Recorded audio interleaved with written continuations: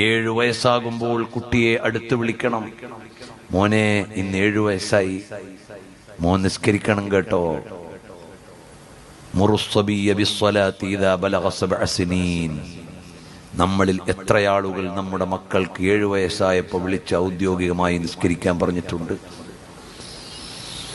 എന്നിട്ട് 3 കൊല്ലം അവനെ നിരീക്ഷിക്കണം, നിസ്കാരമുണ്ടോന്ന്. ഒന്നും പറയണ്ട. 10 വയസ്സാകുമ്പോഴും അവൻ നിസ്കാരം കൃത്യമായി നിർവഹിക്കുന്നില്ലെങ്കിൽ, മോനെ ഇനി നിസ്കരിച്ചില്ലെങ്കിൽ അടിയിട്ടുട്ടോ എന്ന് പറയണം. 15 വയസ്സായിട്ട്. അപ്പോൾ ഈ 15 വയസ്സിലാണ് അല്ലെങ്കിൽ പ്രായപൂർത്തിയാകുമ്പോഴാണ് നിർബന്ധമാവുന്നത്. അതിന് 8 കൊല്ലം മുമ്പ് ട്രെയിനിങ് തുടങ്ങണം. അത്ര പ്രാധാന്യമുള്ള അമലായതുകൊണ്ടാ.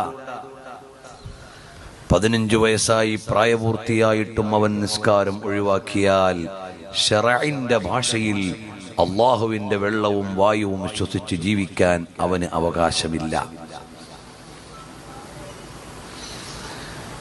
ഇസ്ലാമിന്റെ നിയമവ്യവസ്ഥ നടപ്പിലാക്കുന്ന ഒരു മുസ്ലിം രാജ്യമാണെങ്കിൽ നിസ്കാരം ഒഴിവാക്കുന്ന മുസ്ലിമിനുള്ള ശിക്ഷ എന്താണ്?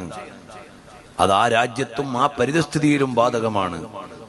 അല്ലാതെ അത് വേറെ എവിടെയും ചേർത്ത് വായിക്കാനുള്ളതല്ല. അവൻ അല്ലാഹു